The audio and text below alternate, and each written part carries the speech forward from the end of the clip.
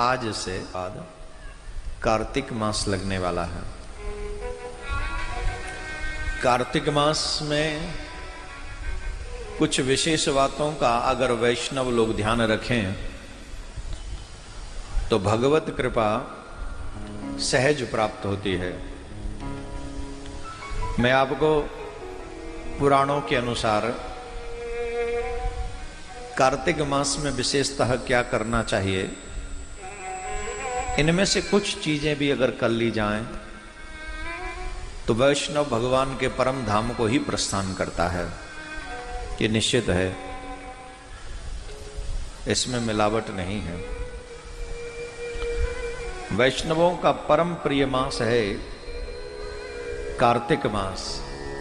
पुराण कहते हैं न कार्तिको समो मासो न कृतेन समम युगम न वेद सदृशम न तीर्थम गंगया समम।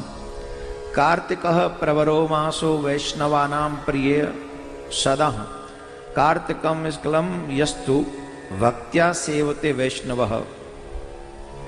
अभिप्राय है कार्तिक मास के समान कोई मास नहीं है, गंगा के समान कोई तीर्थ नहीं है, वेद के समान कोई ऐसा सुंदर ग्रंथ नहीं है और सतयुग के समान कोई युग नहीं है।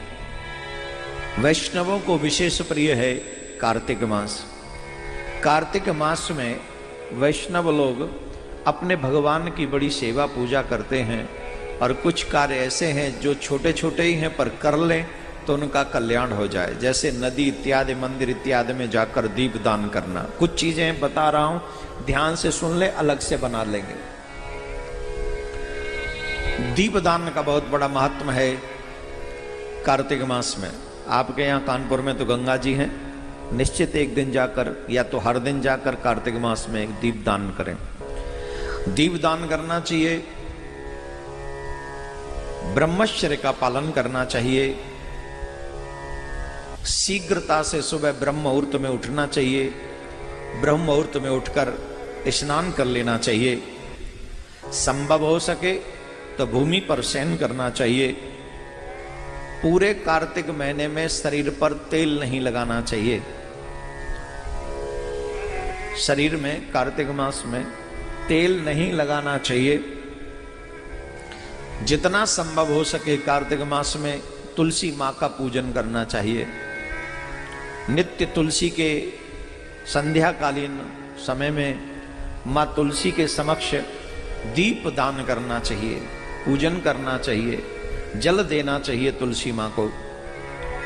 तुलसी भगवान को विशेष प्रिय है।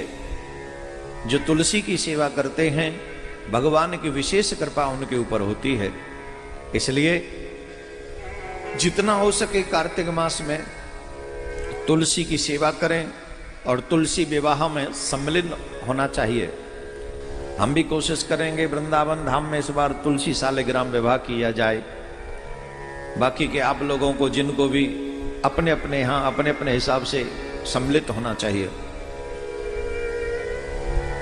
कार्तिक मास में अधिकतर दालों का सेवन नहीं करना चाहिए।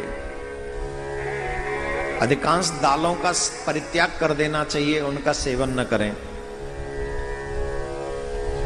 ये जो कार्तिक मास है ये वैष्णवों के लिए मोक्ष का द्वार है।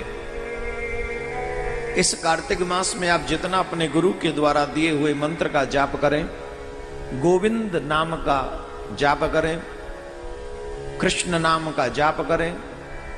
इस मास की अधिष्ठात्री देवी सर्वेश्वरी राधा रानी है और इस मास में जो श्यामा श्याम का पूजन करते हैं और सेवा करते हैं, सर्वेश्वरी राधा रानी उनके ऊपर अकारण ही कृपा करके उन्हें गोलोक प्रदान करती हैं। इसमें कोई दो राय नहीं है।